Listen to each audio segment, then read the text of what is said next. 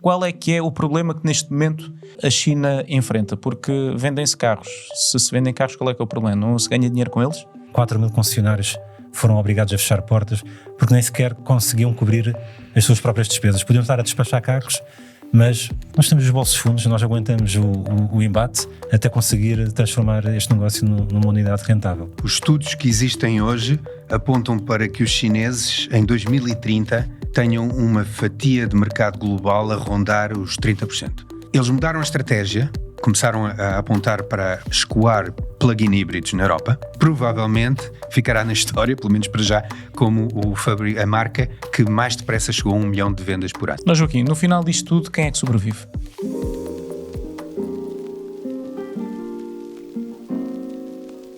As dificuldades não são exclusivas da Europa. Na China também está tudo em polvorosa porque o mercado automóvel está a entrar num ponto de viragem. Depois de anos de crescimento acelerado, impulsionado por subsídios e com uma guerra de preços sem precedentes nos últimos 3 anos, 2026 poderá marcar uma grande mudança no maior mercado mundial. Analistas chineses e mesmo a imprensa chinesa, não é a estrangeira, admite que até 50 marcas poderão reduzir drasticamente operações ou mesmo encerrar operações já este ano. As previsões indicam que o mercado automóvel poderá cair até 5% em 2026, a maior contração desde 2020, ano de pandemia. Num setor onde só uma minoria é rentável, estima-se que apenas cerca de 10% das marcas chinesas de elétricos consigam sobreviver com lucro no médio prazo. Sejam bem-vindos a mais um episódio do Autorádio, um podcast da Razão Automóvel com o apoio do pisca.pt, o portal dos usados onde poderão encontrar aquele que poderá ser o vosso próximo carro, independentemente do mercado de onde é oriundo. Para este episódio do Autorádio tenho comigo o Fernando Gomes e também o Joaquim Oliveira, que nos vão fazer companhia nos próximos minutos para tentarmos perceber o que é que se está a passar na China e como é que isso pode influenciar também o mercado automóvel europeu e as marcas europeias. Joaquim, neste cenário que eu acabei de descrever, e vou começar por ti, naturalmente que não se englobam todas as marcas. Durante anos falou-se muito das marcas chinesas como um todo, mas a verdade é que nem todas as marcas chinesas são iguais à semelhança das europeias. Sim, este fenómeno da consolidação e enfim, da lei do mais forte, é algo que já aconteceu. Não existe aquele chavão que todos conhecemos, que a história não se repete, mas não é assim. Quando a indústria automóvel começou a ser qualquer coisa parecida com o que é hoje, ou ainda nos seus primórdios, há 130 anos nos Estados Unidos, havia centenas de marcas. Mais de 500 marcas estavam registadas nessa altura. Na Europa aconteceu alguma coisa bastante parecida, e o facto é que isto em 1910, em 1930 90% dessas marcas tinham desaparecido. Portanto, a consolidação é uma coisa normal. Aparece um novo brinquedo, um novo produto que o consumidor tem muita apetência para adquirir, e logo há uma fileira de interessados que não acaba. E isso aconteceu na altura, subsistiram as mais fortes, e agora estamos a ver isso também na indústria automóvel chinesa. O fenómeno foi ainda potenciado pelo facto de ser a maior população mundial, enfim, 1,7 mil milhões de pessoas, muitos consumidores em potência, e portanto isso acabou por... Uma classe média em ascensão, sim, e depois também o facto de ter acabado a lei de apenas um filho por agregado familiar também acabou por potenciar a compra de mais automóveis, e portanto aquilo que está a acontecer neste momento só pode ser considerado normal, só que é tudo muito maior, a escala é muito maior, porque na China vendem-se cerca de 26 milhões de automóveis por ano, o que é quase 1/3 de todos os automóveis que se vendem no planeta. Com uma capacidade instalada de produção superior a 50 milhões de automóveis. E completamente, exatamente, aliás esse número, Guilherme, vai exatamente de encontro àquilo que é dito neste momento, mesmo na própria China, que é hoje já um bocadinho mais aberta do que foi no passado. Metade da capacidade industrial instalada não está a ser utilizada. Isso na Europa seria uma tragédia. estaríamos todos nas ruas da amargura.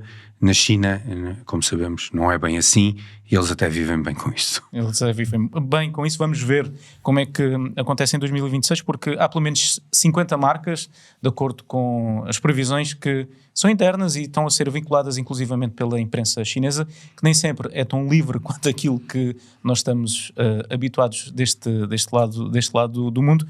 Mas, Fernando, atacando de frente o problema, qual é que é o problema que neste momento a China enfrenta? Porque vendem-se carros. Se vendem carros, qual é que é o problema? Não se ganha dinheiro com eles? Esse é um dos grandes problemas atualmente no mercado chinês. Porquê? Como bem disseste na tua introdução, desde há 3 anos que há uma... Desculpa, está aqui. Há uma guerra de preços considerável. O que a guerra de preços faz? Para o consumidor parece ótimo, pelo menos a curto prazo, vai conseguir carros mais baratos, mas isto começa a destruir as margens de rentabilidade dos construtores. E eu não tenho dados agora de 2025, mas eu recordo que em 2024 isto depois até afetou a atividade dos concessionários, e eu recordo na altura foi um número assim grande, 4.000 concessionários foram obrigados a fechar portas, porque nem sequer conseguiam cobrir as suas próprias despesas. Podiam estar a despachar carros, mas estar a vender para o prejuízo não funciona, e tivemos construtores europeus injetar dinheiro diretamente nos concessionários só para que eles mantivessem as portas abertas. Ou seja, a guerra de preços, é o que eu digo, pode ser muito atrativa para os consumidores, mas destrói completamente a atividade das marcas e de todo o restante do setor automóvel. E agora, e essa pressão da guerra dos preços ainda não terminou, apesar de já o governo chinês ter feito assim uns alertas mais vigorosos para parassem com isto, porque não faz sentido esta autodestruição, mais do que a consolidação, é uma mesma autodestruição da indústria, que depois também coloca pressão sobre os fornecedores, que para conseguir depois preços mais baratos, para que não haja prejuízo, podem começar a usar componentes de menor qualidade, e isso pode ser... Está num momento quase de vale tudo, inclusivamente com algumas marcas chinesas utilizarem componentes que não obedecem aos estándares normalmente da indústria automóvel, mas sim de eletrodomésticos para outro tipo de utilização. Mas naturalmente que este não é um cenário igual para todas as marcas, e como dizíamos no início deste podcast, e aliás vamos ter a oportunidade para falar sobre isso mais adiante, as marcas chinesas não são todas iguais, nem estão todas no mesmo patamar. À guerra de preços junta-se também um problema de subsídios que vai aumentar também em 2026, e é daí também que esta previsão de quebra surge, não é, Joaquim? Sim, o problema da indústria / comércio chineses tem muito mais a ver com isso, com as margens de lucro que estão muito esmagadas, porque em 26 milhões de automóveis, se houver uma quebra de vendas de 5%, não é uma coisa que coloque assim as empresas em grande risco. O problema é que não estão a ganhar dinheiro com os carros que vendem. E o Fernando falou bem na questão da pressão sobre os fornecedores, que já se queixaram.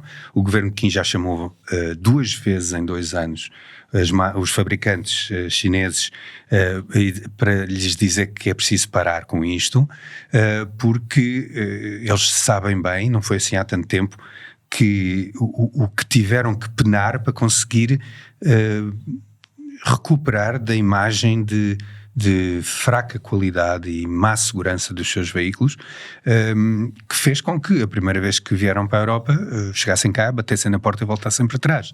Hoje em dia isso já não acontece, porque com a construção típica de um automóvel elétrico, as baterias dão uma rigidez brutal às plataformas e os carros conseguem 5 estrelas nos testes de colisão, e isso fez com que a imagem geral dos produtos chineses tivesse, para quem mais ou menos presta alguma atenção, tivesse aumentado exponencialmente.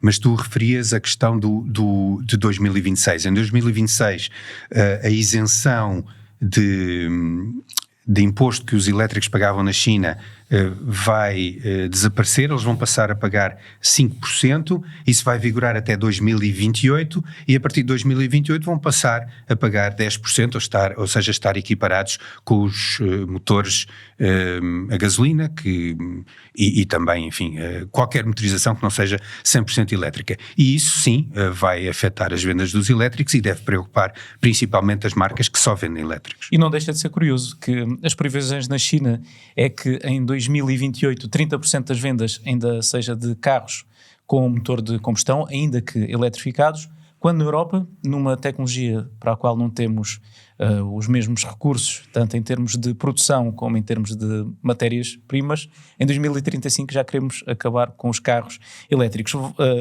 Falavam em 2 momentos importantes de 2025 e vou-vos convidar a olharmos para as previsões das marcas precisamente em 2025. 2 momentos em que o Estado chinês chamou as marcas, uma primeira vez para dizer que esta lei do mais forte não podia continuar, estavam-se a colocar uma grande pressão sobre os fornecedores, com tempos de pagamento demasiado dilatados, e num segundo momento para dizer que esta guerra de preços não pode continuar. Uma guerra de preços, a qual agora se juntou também marcas europeias. O Fernando tem um dado interessante para revelar sobre isso, mas primeiro vamos olhar para os dados de 2025.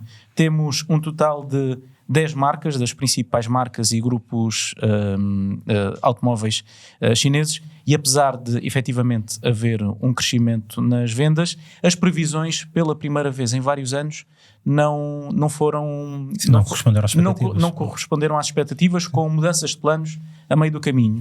Em primeiro lugar, a BYD, que apesar de ser agora indiscutivelmente a marca líder na venda de elétricos a nível mundial, apenas conseguiu atingir 83% do volume de vendas que tinha projetado.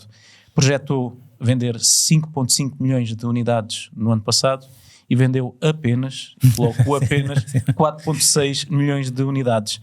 A Geely conseguiu atingir essa marca, mas tirando aqui algumas exceções, entre elas a XPeng e a Xiaomi, tudo o resto ficou muito aquém, e a Leapmotor, tudo o resto ficou muito, muito aquém das expectativas.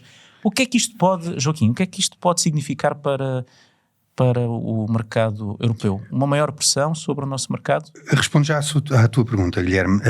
Por falha minha, eu não referi um dado muito importante quando estávamos a falar no desaparecimento e no perigo de desaparecimento de marcas na China. Em 2024, segundo a AliExpress e publicado pela Bloomberg, pela primeira vez na recente história da indústria automóvel chinesa, o número de marcas que foram lançadas na China foi inferior ao número de marcas que desapareceram, que fecharam portas. Não há uma diferença muito grande, apareceram cerca de 9, 10 marcas novas, mas desapareceram 13, 14. É claro que não há uma diferença muito grande, mas é sintomático. Há claramente uma tendência. Há uma tendência que pela primeira vez o número de marcas a fechar portas é maior do que o número de marcas a abrir portas. Peço desculpa, tinha deixado de passar este elemento que era importante. Sobre a questão das previsões. Nós olhamos para esta previsão de vendas para 2025 e para aquilo que foi conquistado, e os números até nem são maus, ou seja, quase todos estão, há uns que cederam claramente, como referiste, há outros que estão nos 80, nos 70 muito, enfim, 2 ou 3 casos que estão abaixo. No caso da BYD, curiosamente, aquilo que falhou de maneira mais óbvia foi a estratégia europeia. Porque se nós virmos que eles ficaram, portanto, 84%, atingiram 84% do objetivo que tinha sido dado para vendas no ano, foi de facto a estratégia europeia aquela que não seguiu o plano que eles tinham pensado, e isso fez com que logo em abril eles tivessem substituído toda a equipa de gestão europeia, tivessem contratado especialistas europeus, alguns deles vindos da Stellantis, a maior parte deles vindos da Stellantis, para tentarem ter o know-how local que lhes permitisse chegar então aos números que queriam. Isso por um lado. Ou seja, isso em termos de volume. E em termos de tipo de motorização, também lhes saiu o tiro pela culatra, porque a aplicação das tarifas europeias fez com que eles tivessem que derivar a oferta de elétricos mais para plug-in híbridos, que não era o plano inicial, e com maior repercussão nos investimentos tiveram que criar uma estratégia de montar fábricas na Europa. Esse não era o plano inicial. O plano inicial era contar com a vantagem de cerca de 30% entre mão de obra inferior, custos de matéria-prima inferiores e o domínio da tecnologia toda in-house. Esse era o plano inicial, mas esse plano teve que ser revisto. Neste momento há uma fábrica que já deveria ter iniciado a produção, que está um bocadinho atrasada, na Hungria, que agora se fala no segundo trimestre, para arrancar a produção no segundo trimestre de 2026. Há uma fábrica que também está a começar a ser construída na Turquia, mas provavelmente, até por questões políticas, só estará ativa em 2027, e estão a estudar a criação de uma terceira fábrica na Europa, provavelmente em Espanha. A Alemanha está fora de questão, porque os alemães foram muito contra, foram dos países que mais incentivou a criação das tarifas, e os chineses nessas coisas não perdoam, e portanto eles em princípio vão escolher Espanha como o país onde vai ser instalada a fábrica, porque Espanha também foi um país neutro, mais ou menos nesse processo da aplicação das tarifas. Mas Joaquim, é algo que está a acontecer apenas na Europa, ou estende-se também ao resto do mundo? Porque as vendas fora da China, no caso da BYD, dispararam. Mais de 120 mil carros em dezembro, um crescimento de 133% face ao ano anterior. E pela primeira vez ultrapassou um milhão de vendas fora da China. Sim. Mas eles, de qualquer forma, estão a crescer na Europa, não é? Não estão a crescer, se calhar, ao ritmo Eles não estavam a crescer ao ritmo que queriam. Fizeram essa alteração, exatamente, tomaram conta dos maiores mercados, Alemanha, Itália, França, tomaram conta dos mercados diretamente, e as vendas a partir daí, ou seja, todo o segundo semestre, já começou a ter os resultados que eles queriam. Fernando falou, 1 milhão de vendas fora da China pela primeira vez, e a previsão Mas eu ia dizer que eles tiveram muito sucesso também noutras partes do globo, América do Sul, onde instalaram uma fábrica também exatamente. No Brasil. Houve algumas polémicas à volta dessa fábrica, mas o que é certo é que as vendas lá na América do Sul estão a crescer muito. E também o Sudeste Asiático também. Sudeste Asiático e o continente africano, que neste momento os chineses dominam praticamente. Como é que esta inflexão no mercado chinês pode colocar pressão sobre outros mercados e outras marcas, nomeadamente o europeu? Porque se não estão a vender na China e com margens bastante baixas, de acordo com um relatório da JP Morgan, as margens médias no mercado chinês são de 5.000 yuans, ou seja, cerca de 600 euros. Que não é nada. Parece muito por carro vendido, mas não é uma margem saudável. É um problema para as marcas europeias, não é? Porque essa guerra de preços poderá estender-se para escoar a produção, poderá estender-se também à Europa? Eu vejo a coisa mais problemática pelo lado da produção. Porque eles, enfim, 3 fábricas, a primeira ainda não está em atividade, já estão a planificar a terceira. Vejo a Europa com mais problemas pela produção deslocalizada, por assim dizer, para a Europa, do que propriamente pela quebra de vendas na China, sinceramente. Porque, vejam bem, eles mudaram a estratégia, começaram a apontar para escoar plug-in híbridos na Europa, e o SUV-híbrido mais vendido na Europa, no próprio ano em que eles alteraram a estratégia, surpresa? É o Atto 3. Não, é o Silio. Desculpa. O PHEV, ou seja, o híbrido plug-in mais vendido na Europa é o Silio, ultrapassou o Tiguan.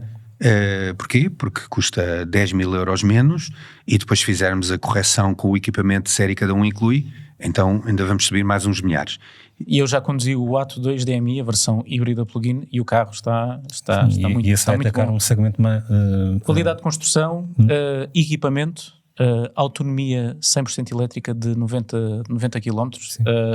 É um daqueles carros em que eu fico surpreendido por até agora ainda não ter tido uma carreira comercial mais interessante na Europa. Vamos ver como é que corre agora em 2026. Mas, só para completar aqui um pouco, ou seja, tu estavas a dizer que se isto poderia causar problemas a estes construtores na China, eu acho que pode-se agravar um problema que já aconteceu em 2025, porque nós vimos notícias de estarem a ser vendidos carros por cadeias de supermercados, carros novos em cadeias de supermercados por menos 50% e 60% do preço, precisamente por eles estarem a produzir em excesso e não haver Mas na China? na China. Ou seja, se eles decidirem...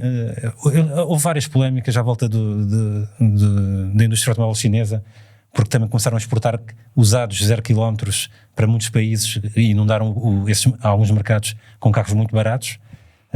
E se o mercado doméstico contrair 5%, não parece muito, mas em 26 milhões, são 500 mil de carros, não sei, para aí, ou mais de 500 mil de carros, poderíamos se calhar ver um acentuar destas manobras para conseguir escoar produto, seja despachá-los para os supermercados e vendê-los assim ao pacote, não me ocorre outra expressão, ou então até inundar outros mercados fora da China, se calhar até, quem sabe, a Europa, não sei. Quantas por alto estamos a falar de uma quebra de 1,5 milhão de carros.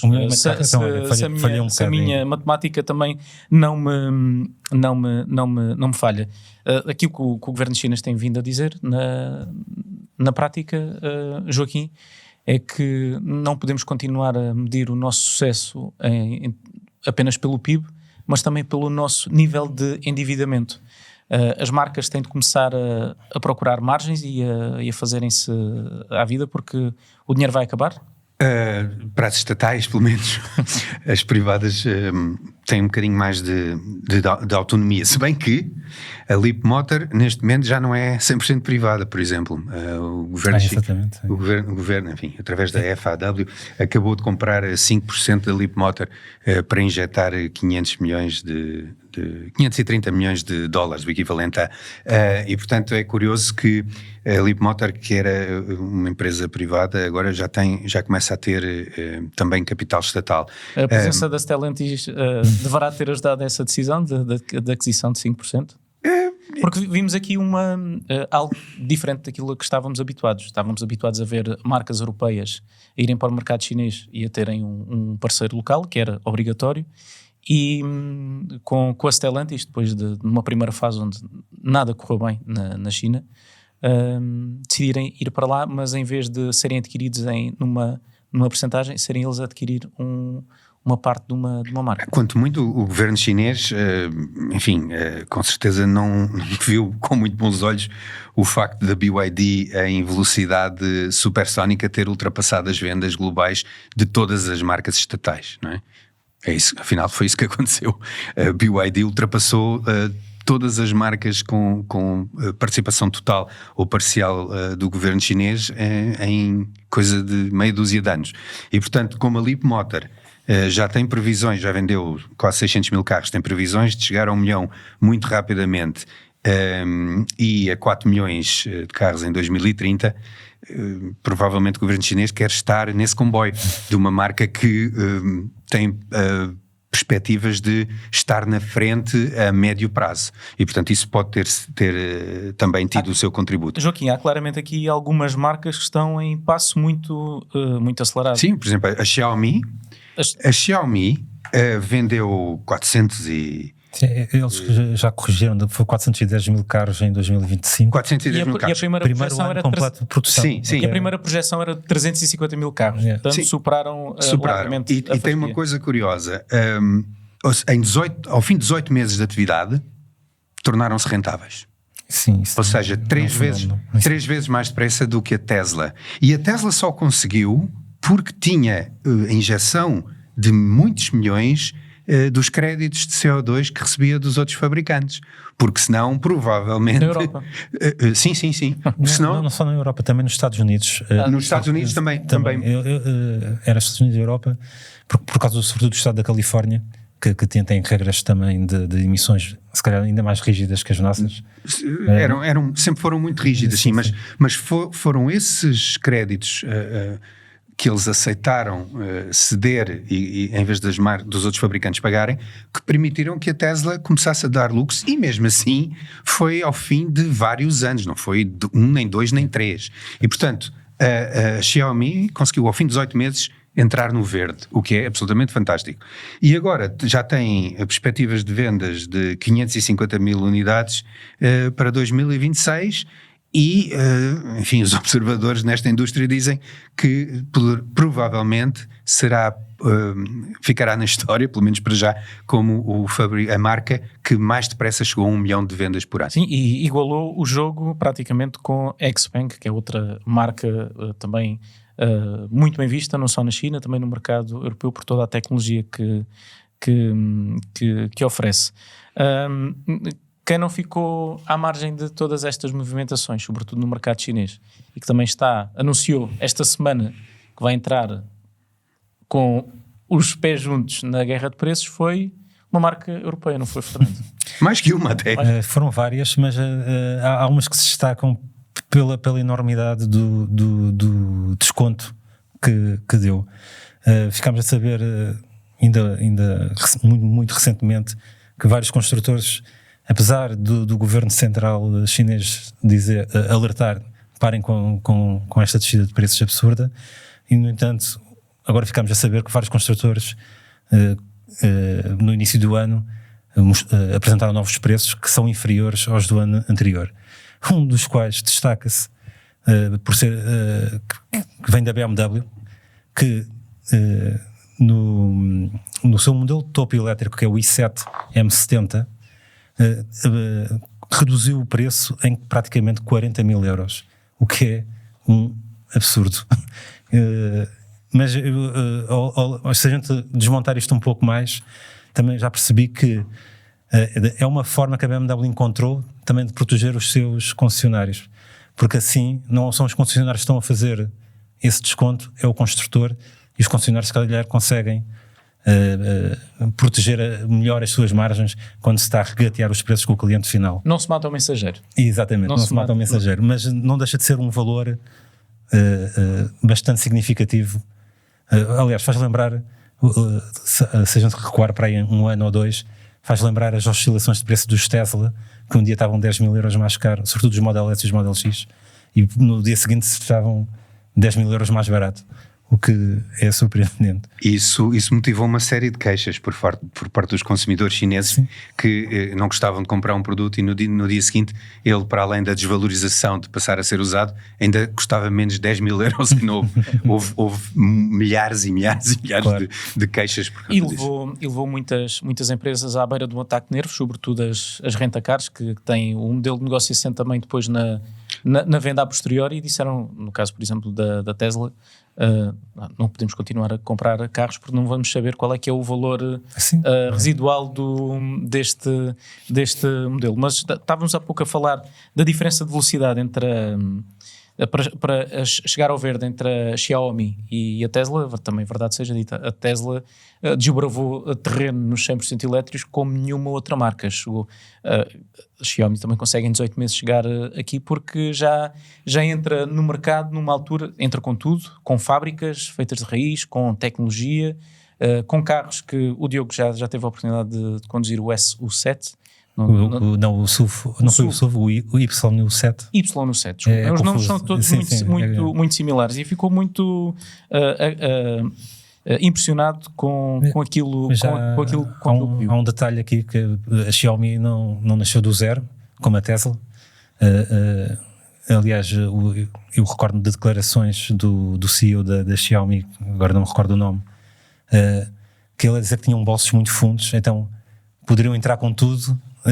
E eles estavam a prever até perder dinheiro durante alguns anos, mas eles disseram, o próprio CEO disse: nós temos os bolsos fundos, nós aguentamos o embate até conseguir transformar este negócio numa unidade rentável. Mas Joaquim, no final disto tudo, quem é que sobrevive? Os mais fortes, como sempre. Havia realmente eu vi um estudo que...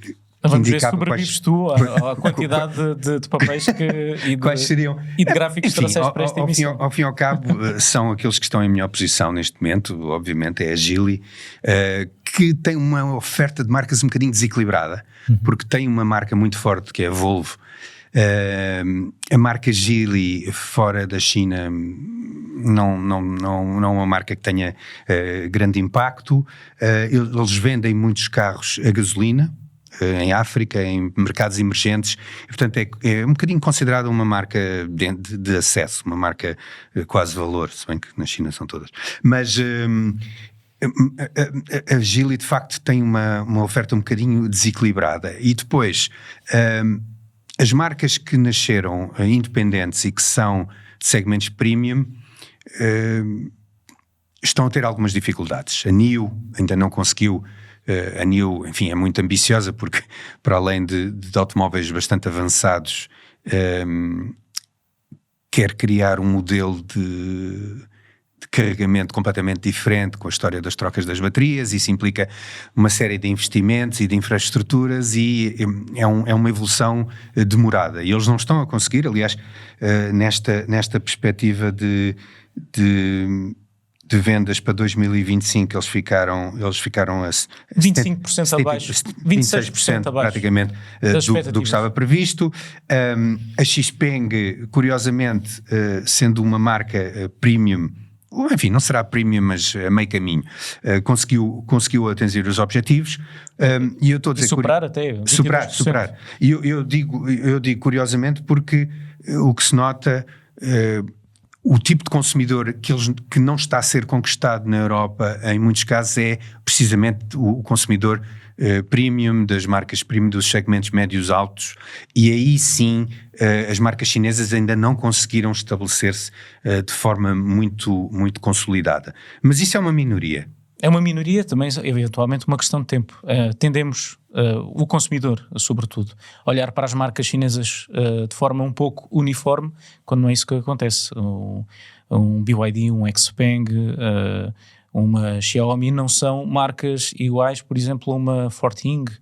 Da mesma maneira que nós temos marcas generalistas ou low cost e premium, exatamente, também entre as chinesas, mas lá está, chegar a o consumidor começar a ter esta percepção de diferença de valor de umas marcas para as outras, isto vai demorar, não é? Vai, mas tu perguntavas-me quem é que vai sobreviver. Vão sobreviver muitas, porque enfim, os estudos que existem hoje apontam para que os chineses em 2030 tenham uma fatia de mercado global a rondar os 30%.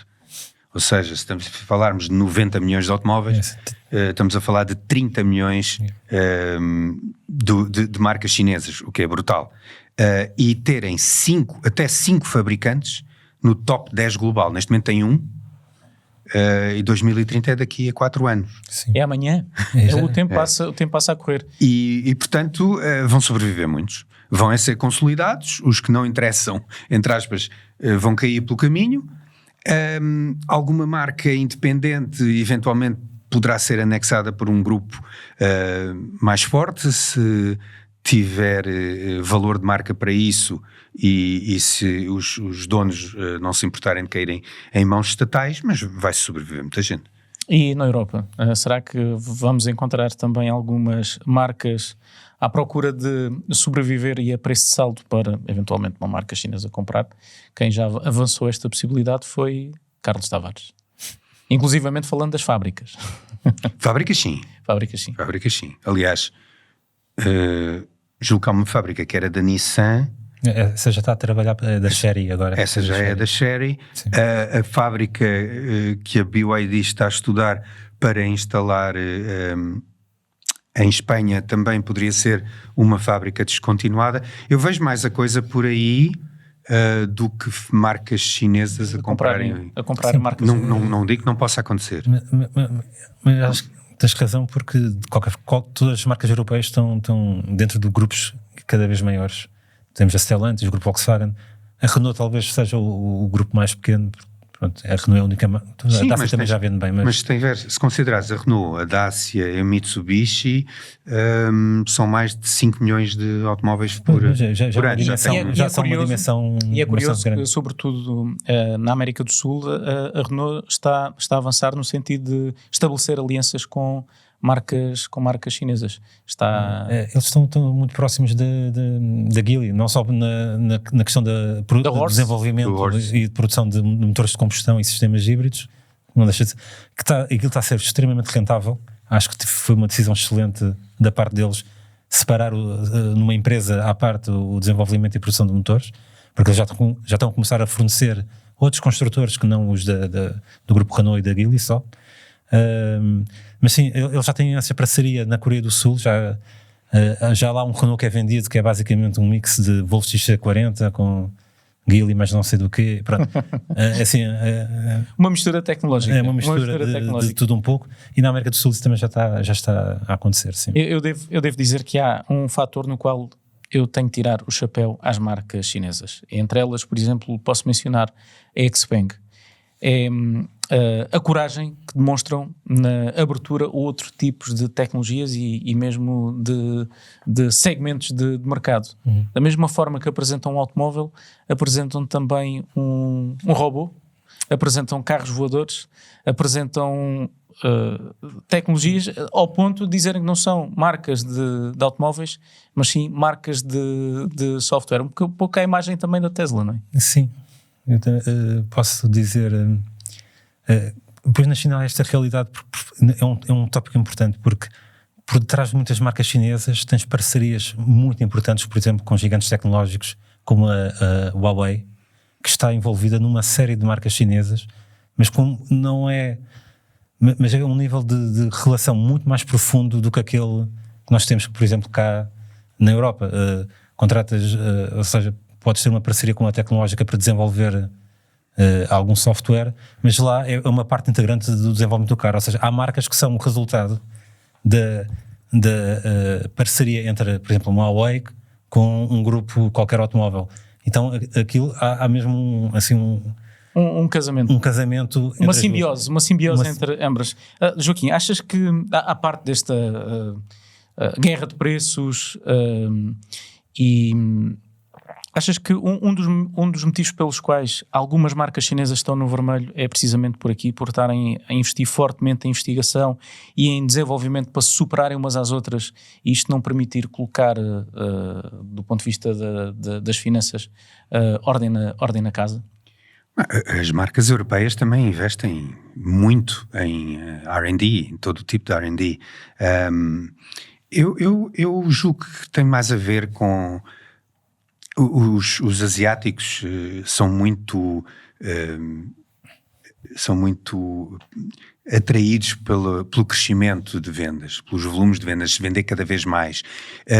E isso, em alguns casos, obriga aquilo que falámos antes, a um tipo de gestão que esmaga as margens, que coloca sob pressão os fornecedores, que os concessionários, e acaba por começar a criar um negócio que não é são, que não é sustentável. Eu acho que tem mais a ver com isso.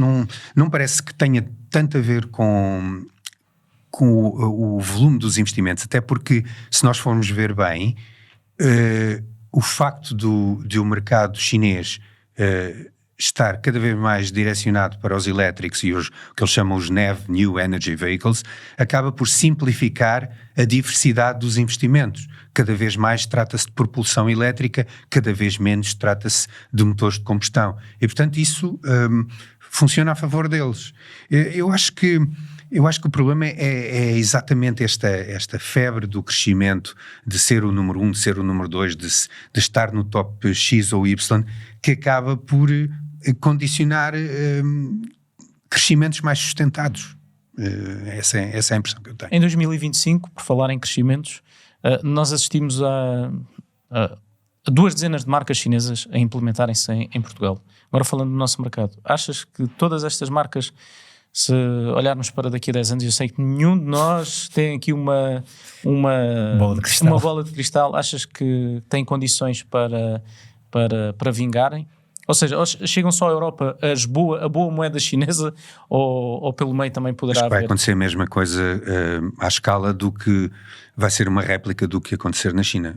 Aliás, nós temos um exemplo, a Highways, Olha, uma marca que foi lançada na Europa, contratou dezenas de pessoas da BMW, da Volkswagen, da Mercedes, e neste momento está a fechar as portas.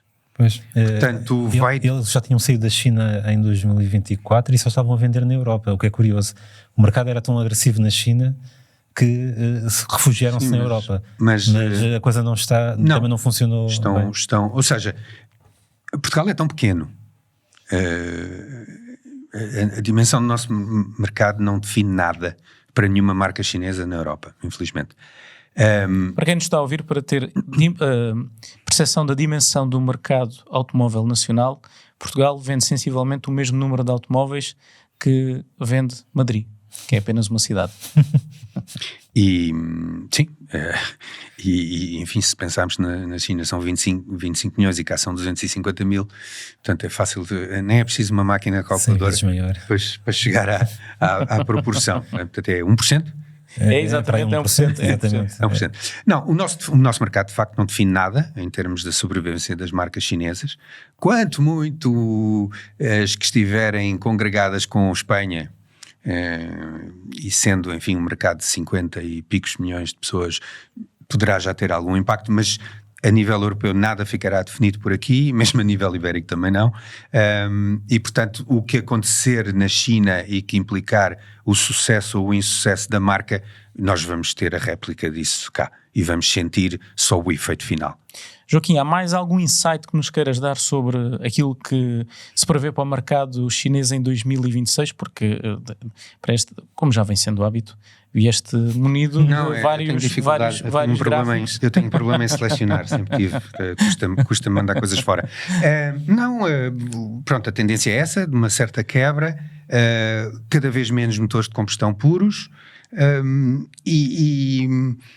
em relação às fábricas, não é previsível. Bom, fábricas novas não vão aparecer garantidamente. Dificilmente a capacidade de produção instalada vai ser mais aproveitada porque o mercado não vai aumentar e, como se está a ver, por causa das políticas proteccionistas dos mercados de exportação, o crescimento fora da China vai passar mais por produção local do que o aumento da produção interna para exportação, porque depois esses carros acabam por vir com uma taxa extra em forma de tarifa. Portanto, só talvez destacar o sucesso da BYD é incrível, porque vejam bem, em 2020 a BYD vendeu fora da China 180 mil carros. Em 2025, 4,5 milhões, 4,6 milhões. Em 5 anos, de 180, é uma coisa... Sim, eu não, quer dizer, eu nem consigo visualizar bem. E depois eles têm uma coisa muito importante, que é, dos 4,6 milhões de vendas a nível global, o mix entre elétricos e híbridos plug-in é matematicamente igual. É 50%. É incrível. Foi atingido este ano. E isto dá-lhes uma... A couraça deles fica muito mais resistente, porque se houver, por razões políticas, legislação, etc., se um dos lados começar a cair, eles estão defendidos com o outro. Portanto, eles estão realmente muito bem protegidos, já têm 4 marcas relativamente bem segmentadas. Na Europa criaram agora as condições para se ingrar. Vamos ver se as 3 fábricas arrancam. A BYD aparece realmente numa posição de destaque. E não são, os números, parece-me neste caso, não contam a história toda, porque passar-se em 2020, 180 mil carros para 4 milhões e meio, foi necessário, há apenas 5 anos esta parte, começar-se a pensar em tudo, para passar para estes números. 1 milhão de funcionários. É a marca com o maior número de empregados em todo o mundo, mas foi necessário dizer assim, nós daqui a 5 anos, meus caros, vamos estar a produzir 5 milhões de carros. Portanto, é necessário fábricas, é necessário produto, é necessário cadeia de abastecimento e é necessário também, inclusivamente, navios para conseguir escoar toda esta produção. E em apenas 5 anos, ou seja, o tempo que... o dobro do tempo que uma marca europeia demora a desenvolver um automóvel, que são sensivelmente 2 anos e meio, eles conseguiram transformar completamente uma marca. O que é que... Joaquim, tu conheces profundamente o mercado automóvel, estamos sempre a falar da forma chinesa de fazer os automóveis, da rapidez, da capacidade que eles têm. O que é que a China tem que as marcas europeias não têm que lhes permite desenvolver os carros tão rápido? Não é só desenvolver os carros. A fábrica do Brasil foi feita em 15 meses. Mas isso não é só ou seja, eles não produzem, não vem tudo importado da China e só fazem a montagem final no Brasil? Uma das sim, mas eles têm o processo. Sim. O China Speed, tudo o que é feito na China é feito a uma velocidade estonteante, porque aquilo é quase 24/7. Dou-te o caso da Renault. O Renault Twingo foi o primeiro Renault a ser desenvolvido na China em tempo recorde, 1 ano. A Renault ainda foi bater à porta da Volkswagen para lhes perguntar: querem fazer o carro em conjunto connosco, porque são carros com uma margem de lucro baixa, porque são carros baratos. A Volkswagen disse que não e foram para a China. Lá conseguiram desenvolver um carro em apenas 1 ano. Cá demoravam 2 anos e meio. Qual é que é a diferença? E esses tempos até me parecem relativamente... 18 meses. Eles desenvolveram o carro em 18 meses. Mas não te esqueças, o Renault Twingo tem já uma vantagem. Muito do material que ele, muito da base que ele usa, sim. Já tinha sido desenvolvido para o 4, para o Renault 5 e para o Renault 4. Ou seja, isso deve ter ajudado no processo. Eu também já estive a ler um pouco sobre o China Speed e, digamos, toda a metodologia é diferente. Não há um desenvolvimento linear, há um desenvolvimento paralelo. Ou seja, há várias coisas que são desenvolvidas, ou seja, sistemas lado diferentes, a lado, em simultâneo. Em simultâneo, e depois junta-se tudo no final casa tudo. Essa é a parte mais difícil. Às vezes é a parte mais difícil. É o mesmo tipo de abordagem que agora está a acontecer nas próprias linhas de produção. Nós vimos isso com a Tesla, estamos a ver com a Ford, e os chineses também devem estar a adotar isso, que em vez de ter uma linha de produção que o carro começa aqui numa pecinha e depois acaba do outro lado um carro montado, agora tens a parte da frente a ser montada aqui, a parte traseira aqui, a central aqui, e depois no final casa tudo para reduzir os tempos de produção. E depois há outra coisa também. Só para completar, e depois não nos esqueçamos que temos cada vez melhores tecnologias de simulação, inteligência artificial. Isso está a criar está a mudar as regras do jogo. Está a mudar completamente as regras do jogo, porque permite fazer dezenas, centenas de iterações de qualquer coisa que estejam a desenvolver e não ter que fazer isso do ponto de vista físico. Não de estar no mundo real. Mas isso é transversal à indústria automóvel, não deveria ser só chinês. Não deveria ser só chinês, mas eles foram os mais rápidos a adotar tudo, ou pelo menos fazem também de uma forma mais eficiente. Com menos legado do que mas também há uma coisa que acontece e que já vos aconteceu com certeza, que é, eles por vezes apresentam automóveis, nomeadamente à imprensa, que ainda não estão prontos. Este software. Isto acontece imenso. Isso nós vamos ter daqui a 3 meses. Isso nós vamos ter. No software, por exemplo. Mas o software é a mesma lógica. Já tem uma primeira versão, agora mas não havia de ser uma atualização. Mas as marcas europeias não fazem isso. Não fazem. Eles, quando apresentam um automóvel à imprensa, ou seja, antes do lançamento no mercado, ele está pronto. Pode eventualmente chegar um motor um bocadinho mais tarde ou uma caixa, mas isso é diferente. É uma versão nova. Agora, os chineses... quase sempre, quando estamos num lançamento internacional, ainda falta isto, isso ainda não está pronto, e portanto percebe-se que a velocidade é tão rápida que eles acabam até por dar como finalizado um veículo que ainda não está. Eu dou-te um exemplo, tenho um exemplo na garagem. Eu tenho um Volvo X30, que é uma marca sueca, mas a plataforma é da Geely, e o carro hoje é melhor do que quando eu comprei. Já não tem os bugs que tinham. Sem dúvida. Achas que isto vai sobre isso, sobre eu escrevi umas que eu era do tempo em que eu, quando comprava um automóvel, recebia-o pronto, e ele só desvalorizava a partir daí, e hoje as coisas não são exatamente assim. Achas que isso vai ser um novo normal com este advento de carros que são definidos por software? E porque vemos isto não é só essa parte acho normal. Na indústria automóvel. Mas essa parte acho normal, essa parte deles melhorarem com os upgrades e com as atualizações, os updates e os upgrades, isso acho normal. Nosso normal é darem um carro como pronto quando ele na verdade ainda não está. Essa parte é que, enfim, acho que o China Speed acaba por condicionar a mais do que devia.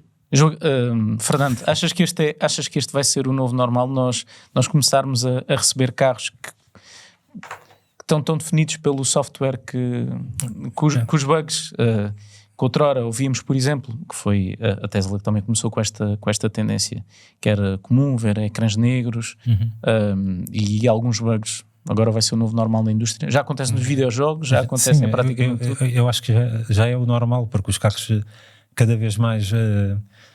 pronto, os europeus agora começaram a entrar nessa lógica dos carros definidos por software.